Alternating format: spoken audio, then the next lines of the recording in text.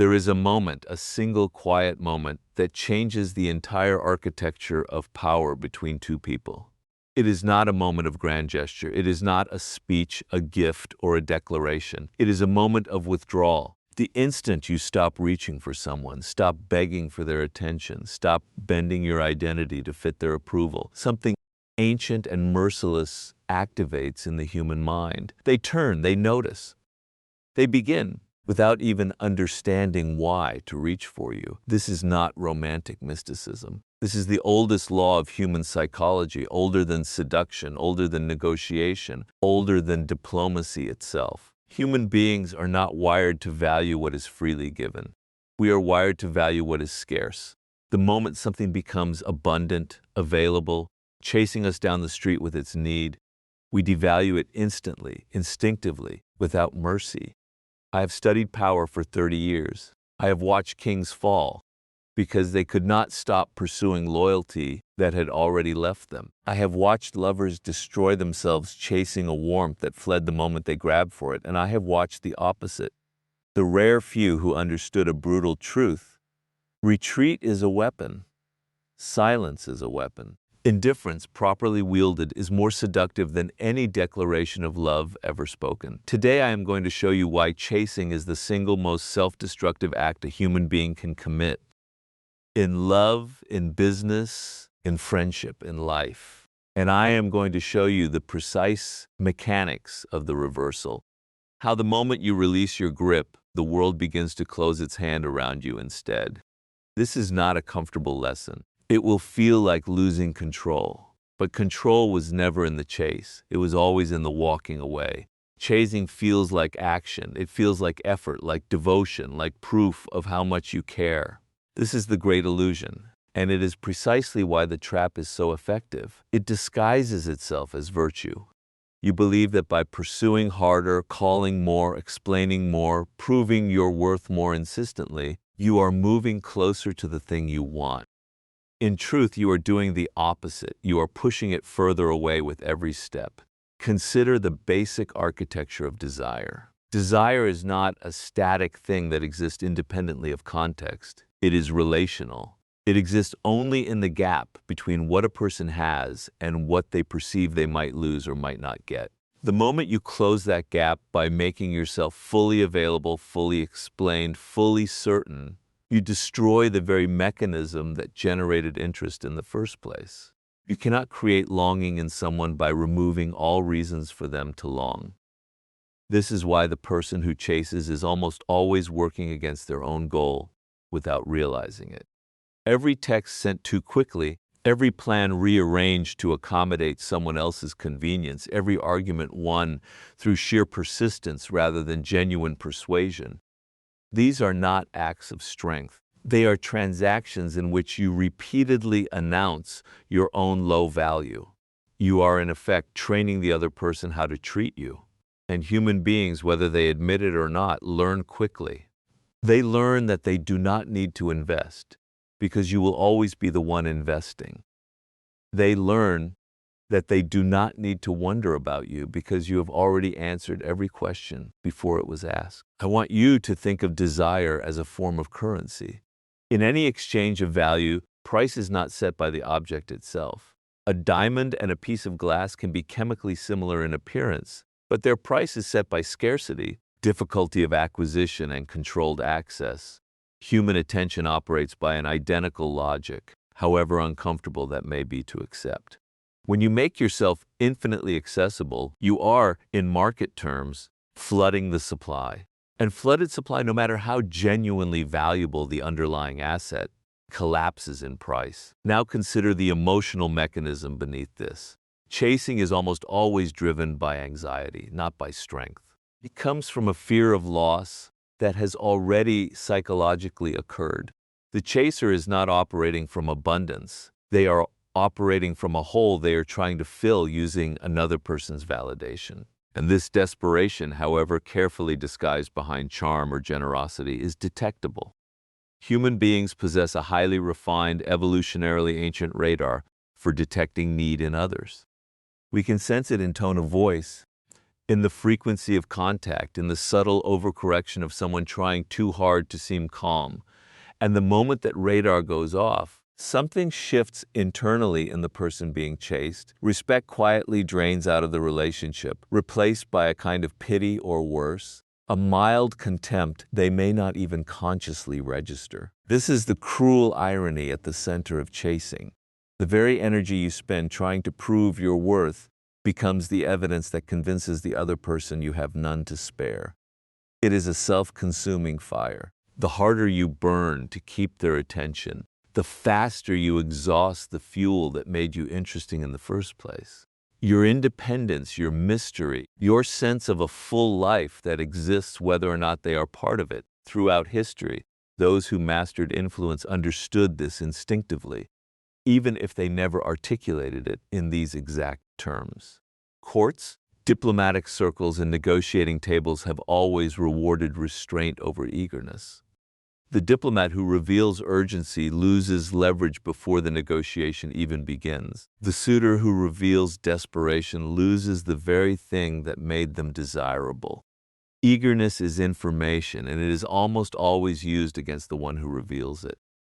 So the first truth you must accept, however difficult, is this: chasing does not fail because you are not trying hard enough. It fails because you are trying. The effort itself is the poison, not the person, not the timing, not the circumstances. The visible, palpable need radiating off of every gesture you make. Understanding this is the beginning of reversal. But understanding alone will not save you. You must next understand what happens in the mind of the other person during the specific moment you stop. Because that moment, more than any other, is where power quietly changes hands. Nurture, it is often said, abhors a vacuum. So does the human ego. When you withdraw, not out of manipulation, but out of genuine reclamation of your own energy, you create an absence where there was once a constant presence. And absence does something that presence never can. It forces the other person to notice you again, this time without the noise of your pursuit drowning out their own instincts. Here is the mechanism, stripped down to its psychological bones. As long as you are chasing, the other person's mind never has to do any independent work. You are supplying all the emotional labor, the check-ins, the reassurance, the attention. Their nervous system settles into a kind of complacent equilibrium. This person will always be here, so I don't need to think about them. You have, without intending to, removed yourself as a variable requiring thought. And anything that requires no thought becomes invisible, background noise, wallpaper. The instant you disappear, even slightly, even just by ceasing the excess pursuit, the equilibrium breaks. The mind that had stopped thinking about you is suddenly forced to recalibrate. Where did the messages go? Why hasn't there been contact? Is something wrong? This recalibration is not romantic in nature at first. It is almost mechanical, a disruption in a predictable pattern. But disruption is the raw material of attention, and attention, sustained even briefly, is the raw material of desire. This is why the vacuum works even on people who claim indifference, even on people who insist they don't care. The unconscious mind does not operate on the same logic as the conscious mind's proud declarations. Consciously, someone may tell themselves they are relieved by your absence. Unconsciously, their brain is running background processes trying to explain the missing pattern, and those processes generate a low hum of preoccupation that often masquerades, eventually, as longing. There is a deeper layer here worth examining, the role of projection. When you are chasing, you are fully visible, fully known, fully explained. There is no room for the other person's imagination to operate, because you have filled every gap with reassurance and explanation. But when you withdraw, you leave gaps, and human beings cannot tolerate an unfilled gap in a narrative that concerns them. We compulsively fill gaps with our own imagination, and imagination is almost always more flattering, more intriguing, and more emotionally potent than plain reality. In your silence, they begin to write a story about you that you never had to construct yourself. This is not deception. It is simply allowing the natural machinery of the human mind to work in your favor instead of fighting against it. There is a historical pattern that illustrates this with unusual clarity. The courtiers and strategists who thrived across centuries of shifting power were rarely the ones who begged loudest for favor. They were the ones who mastered timed absence, appearing when useful, withdrawing when their presence would seem too eager, letting their value be inferred rather than announced. Kings and rulers throughout history consistently distrusted the advisor who was always present, always agreeable, always available, because omnipresence signals a lack of independent standing. The advisor who occasionally stepped back, who had other engagements, other loyalties, other sources of value, was treated with far greater respect, precisely because their attention, when given, felt like it cost something. The same law governs modern relationships, business negotiations, hiring decisions, even friendships. The employer who senses a candidate does not desperately need the job offers better terms than the one who senses desperation. The friend group draws closer to the member who has a full life outside the group and drifts, almost imperceptibly, from the member who seems to need the group too much. This is not cruelty. It is an ancient, largely unconscious calibration mechanism that measures the perceived value of anything, including a person, by its appearance, scarcity, and independence. But here is where most people misunderstand the vacuum and turn it into a manipulative game, which almost always backfires. The vacuum only works when the withdrawal is real, when it stems from genuine self-respect and a genuine redirection of your energy toward your own life, your own goals, your own growth. A calculated silence, performed while you are still secretly checking your phone every 4 minutes, radiates the same anxious energy as open chasing. It simply hides it behind a thinner veil. People, especially those with sharp emotional intelligence, can sense performed detachment almost as easily as they sense open neediness. The vacuum must be filled with something authentic on your side: purpose, ambition, other relationships, self-respect, or it collapses into a hollow trick that repels rather than attracts once discovered. This is the razor's edge you must walk. Withdrawal as a strategy will fail. Withdrawal as a natural consequence of no longer needing external validation will succeed almost every time. Because it is not a performance, it is the truth finally being allowed to show itself. Detachment is often mistaken for coldness. It is not. Coldness is a wall built from fear, a defense mechanism designed to keep others out because closeness feels dangerous. Detachment, the kind that generates real power, is something else entirely. It is the natural byproduct of a person who has built an internal world so full, so self-sustaining, that external validation becomes a pleasant addition rather than a desperate necessity. Throughout history, the figures who wielded the greatest influence over others were rarely the ones who displayed the most emotion or the most eagerness. They were the ones who cultivated an air of self-containment, a sense that their world would continue turning with or without the approval of the person in front of them. This quality is almost universally magnetic because it inverts the ordinary dynamic of social interaction. Most people spend their social energy seeking approval.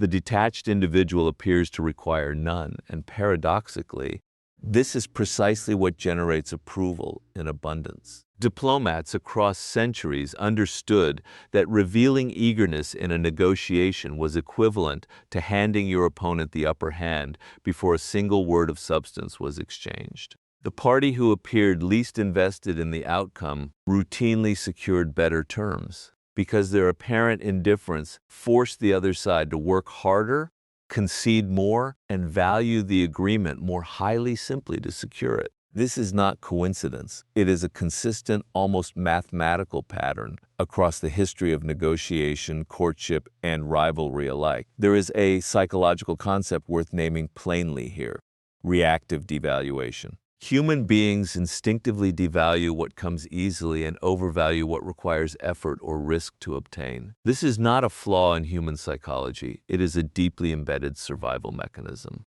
In evolutionary terms, resources that were freely available and abundant were rarely worth defending or pursuing aggressively, while resources that were scarce, contested, or difficult to acquire signaled higher value, and were worth the investment of energy. We have inherited this calculus wholesale, and it now governs not just our pursuit of food or territory, but our pursuit of relationships. Respect and love, detachment properly cultivated, works because it removes you from the category of freely available resource and places you into the category of resource requiring effort. This shift alone, without a single manipulative word spoken, recalibrates how you are perceived.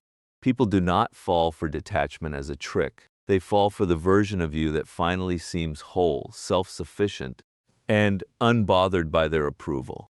Because that version of you is, by every evolutionary and psychological measure, more valuable than the version begging for their attention.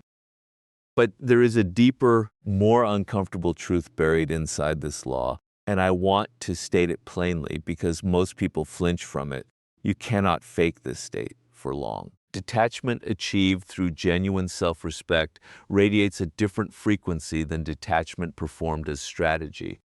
The performed version leaks through a text sent 30 seconds after you swore you'd wait a day, through a tone in your voice that betrays hope disguised as nonchalance, through the compulsive checking of a phone screen you claim not to care about. Human beings, particularly those worth pursuing, are exceptionally skilled at detecting performance. They may not consciously articulate what they sense, but they feel the dissonance between your words and your underlying emotional state, and that dissonance breeds distrust rather than attraction. This is why the truest form of this power cannot be built overnight through a set of tactics. It must be built through the slower, harder work of constructing a life so genuinely fulfilling, through ambition, discipline, friendship, purpose, and self-mastery, that any single person's approval becomes one pleasant variable among many rather than the central axis around which your entire emotional world revolves. When that internal architecture is in place, detachment is no longer something you perform. It simply becomes who you are. And people can feel the difference instantly, on a level beneath conscious analysis. Historical figures who rose to positions of extraordinary influence consistently shared this trait, an almost unsettling calm in moments when others expected desperation. Generals who remained composed when a battle appeared lost often unsettled their enemies more than any show of aggression could. Rulers who withheld visible anxiety during moments of political crisis projected an aura of control that stabilized allies and demoralized rivals, even when the underlying situation was genuinely precarious. The lesson recurs endlessly across centuries. Visible need invites exploitation, while visible self-possession invites deference, even reverence. Bring this principle down from history into your own daily life, and the application becomes clear. The relationship, the job, the deal, the person you desire, none of it should ever be allowed to become the single pillar holding up your sense of self-worth. The moment it does, you telegraph your dependency, and dependency is the single most reliable signal that invites devaluation. Build the pillar elsewhere, in your work, your discipline, your other relationships, your solitary sense of purpose, and let this particular outcome become one room in a much larger house rather than the entire structure. To understand why the tables turn so completely once you stop chasing, you must understand the fundamentally different psychological positions occupied by the pursuer and the pursued, and how quickly, how completely these positions can reverse. The chaser operates from a position of scarcity mindset. Whether or not this scarcity reflects objective reality, it is the internal experience driving every action. The belief that this particular person, this particular opportunity, this particular outcome is irreplaceable, and that its loss would be catastrophic. This belief distorts perception. The chaser begins to see only the object of pursuit, filtering out alternative options, alternative sources of validation, even objective red flags that a calmer mind would register instantly. Scarcity mindset narrows the visual field of the mind the same way tunnel vision narrows the visual field of the eye. The chased, meanwhile, occupies the opposite position almost by default. not necessarily because they possess greater objective value, but because the structure of the interaction places them there. They are the ones being pursued, which means they are the ones evaluating rather than the ones seeking to be evaluated. This asymmetry alone, regardless of the actual qualities of either party, creates a psychological hierarchy. The pursued party holds the implicit power to grant or withhold, and human beings, across every culture, every era, instinctively defer more attention and respect toward whoever holds the power of the decision rather than whoever is petitioning for it. Now, here is the critical mechanism. The moment you cease chasing, you do not remain in a neutral, static position. You cannot simply stop and expect stasis. Removing your pursuit does not create a void of interest. It creates a transfer of psychological position. The energy that was flowing outward from you now has nowhere to go, and simultaneously, the other person who had grown accustomed to occupying the evaluative seat suddenly finds that seat empty. Someone has to occupy the position of pursuer in any dynamic involving desire, because desire itself demands an object and a subject. When you vacate the pursuer's seat and vacate it convincingly through genuine redirection of your attention rather than performance, the vacuum described earlier begins pulling the other person into that vacated position, almost against their will. This explains a phenomenon that confuses many people. Why the person who showed no interest suddenly, once you stop pursuing them, begins showing signs of interest themselves. It is not that your absence made you more attractive in some abstract sense. It is that the structural position shifted, and structural position governs a surprising amount of human attraction, independent of the underlying qualities of either individual. The person who once evaluated is now, for the first time, being evaluated, and being evaluated activates a completely different, more anxious, more attentive part of the human psyche than evaluating ever does. There is a further layer worth understanding: the role of ego investment. As long as you were chasing, the other person's ego was never on the line. They could accept or reject your pursuit at leisure with no personal risk, because your interest was a constant, low-cost input requiring no reciprocal vulnerability. The moment you withdraw, and they begin, even slightly, to seek reassurance of your continued interest, their ego becomes entangled in the outcome for the first time. And once ego is entangled, once a person's own sense of desirability, worth, or standing becomes tied to whether you respond, whether you're still interested, whether they've lost you, the emotional stakes rise dramatically. People will go to far greater lengths to protect their ego from a perceived loss than they will ever go to pursue an uncertain gain. This is a well-documented asymmetry in human psychology. We are far more motivated by the fear of losing something we believe we have, or almost had, than by the prospect of gaining something we never possessed. This is precisely why, once the reversal occurs, the new pursuit often carries a different, more urgent quality than your original pursuit ever did. You were pursuing possibility. They are now pursuing what feels, however irrationally, like impending loss.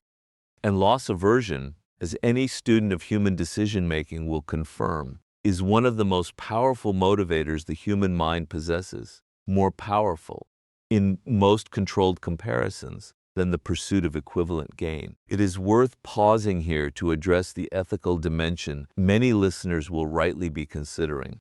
This is not a call to manipulate people through calculated cruelty or artificial games of hot and cold.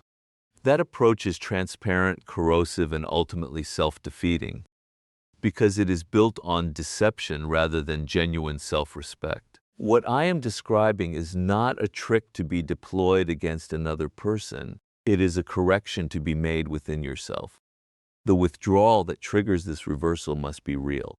It must come from a genuine redirection of your energy toward your own growth, your own ambitions, your own life, rather than a calculated withholding designed purely to manufacture desire in someone else. When the shift is genuine, the reversal that follows is not manipulation. It is simply the natural mathematics of human desire finally operating in your favor instead of against you.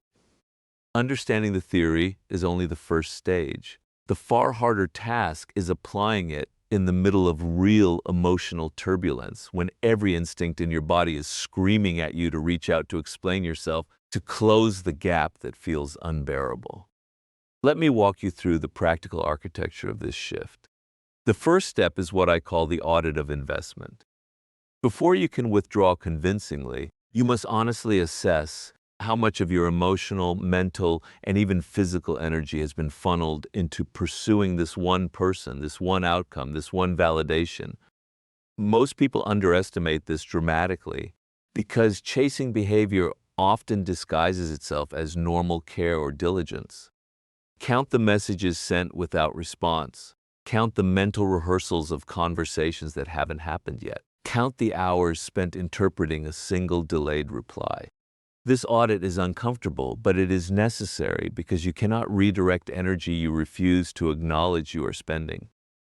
The second step is redirection, not suppression. This distinction matters enormously. Many people attempt to stop chasing by simply forcing themselves not to reach out, while internally remaining just as fixated, just as anxious, just as consumed. This does not work because, as established earlier, people sense the underlying emotional state regardless of surface behavior. True withdrawal requires redirecting the actual energy, the time, the mental bandwidth, the emotional investment towards something else entirely. Pick up the project you abandoned. Reinvest in the friendships you neglected while consumed by this pursuit. Return to physical discipline, to work, to any pursuit that generates genuine forward momentum in your own life. The goal is not to appear busy. The goal is to actually become engaged elsewhere, so convincingly that your withdrawal from the original pursuit becomes a side effect of your life expanding, rather than a strategy you are white-knuckling your way through. The third step is tolerating the discomfort of the gap without filling it prematurely. This is without question the hardest part of the entire process. When you stop chasing, there will be a period, sometimes days, sometimes weeks, where nothing appears to change externally. The silence continues. The old anxious patterns in your mind will construct elaborate justifications for why you should reach out just this once, why this situation is different, why the rules you just learned don't apply here. This is the exact moment where most people collapse back into chasing, and in doing so, they confirm to the other person that the previous pattern was correct, that persistence would eventually be rewarded with your renewed pursuit. You must tolerate this gap. Not indefinitely, not to the point of genuine cruelty or unhealthy stonewalling, but long enough for the vacuum effect described earlier to actually take hold in the other person's mind. This typically requires more patience than people expect because the psychological recalibration in another person's mind does not happen instantly. It happens gradually beneath their conscious awareness until it eventually surfaces as renewed interest or contact. The fourth step is recalibrating your responses when contact does resume.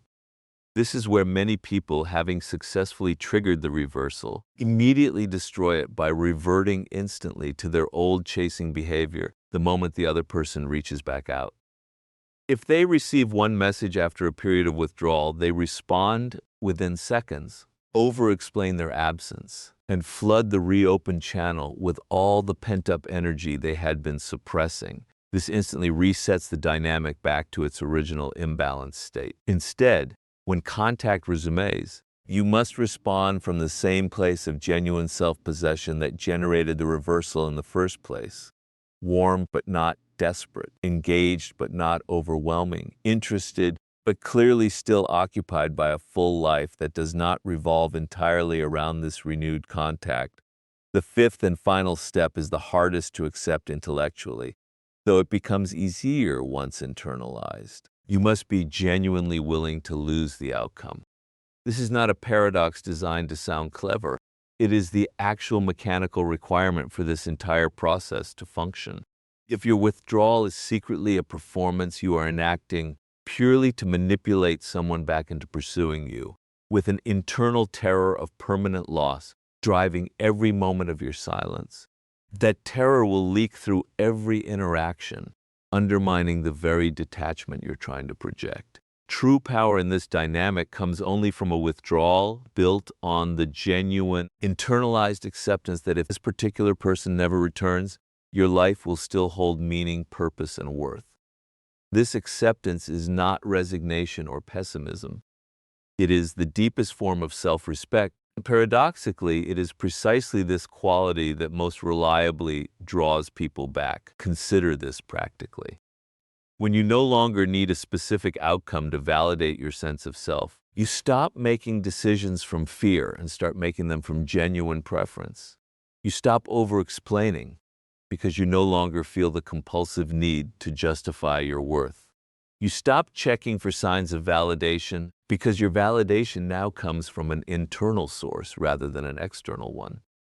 And it is precisely this quiet, self-generated stability, not any clever tactic, that becomes irresistibly attractive to the people around you, because it is exceedingly rare, and rarity, as we established at the very beginning of this discussion, is the fundamental currency of desire. Everything discussed so far has described a shift, a movement from one psychological position to another, triggered by withdrawal, sustained by genuine self-possession, and completed by the eventual reversal of pursuit.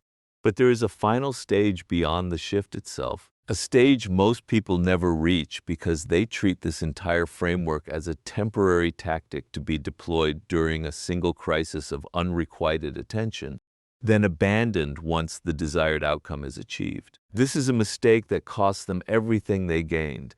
The final stage is not a tactic at all. It is a permanent transformation in how you relate to your own worth, and once achieved, it does not need to be consciously maintained through effort. It simply becomes the baseline from which you operate in every relationship, every negotiation, every interaction for the rest of your life. I call this becoming the prize, though the phrase can sound more theatrical than the reality actually is.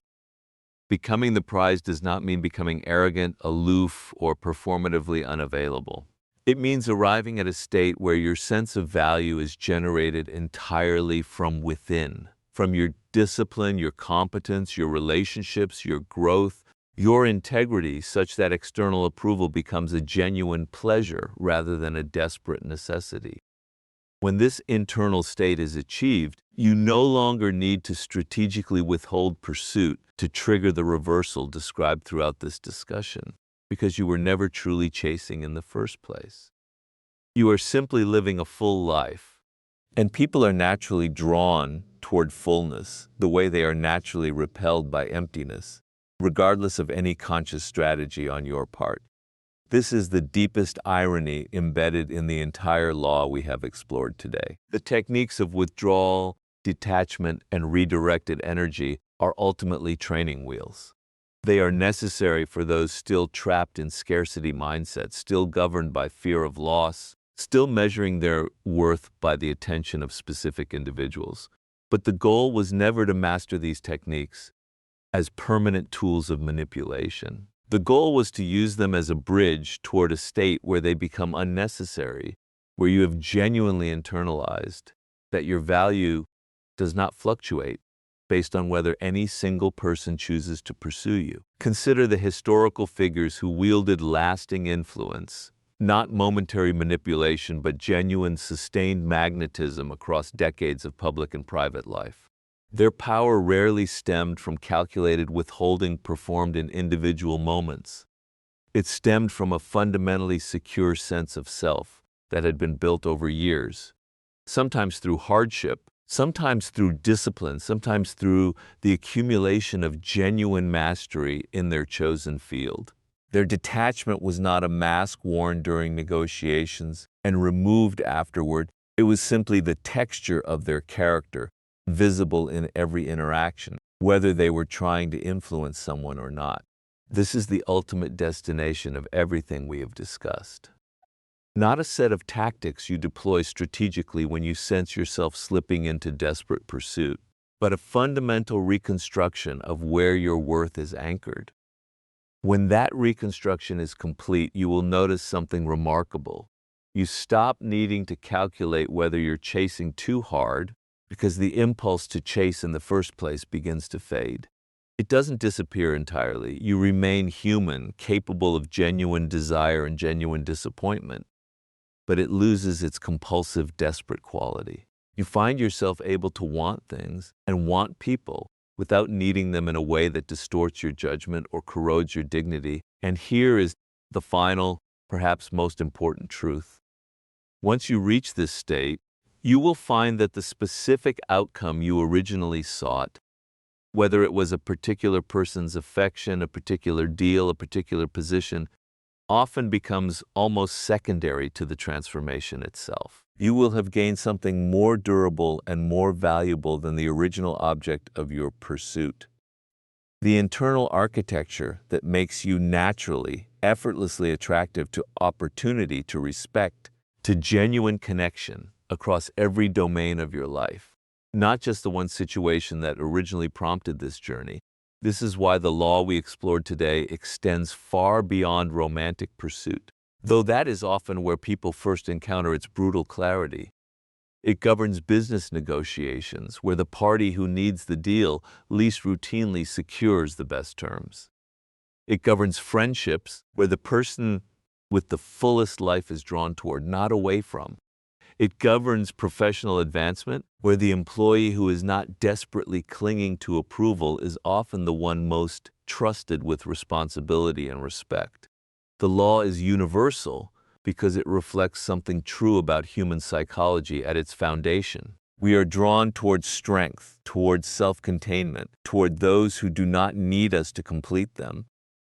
And we instinctively withdraw from desperation, however sympathetically we might intellectually understand its origins. So let this be the lesson you carry forward, not as a manipulative trick to deploy on the people around you, but as a mirror held up to your own relationship with yourself.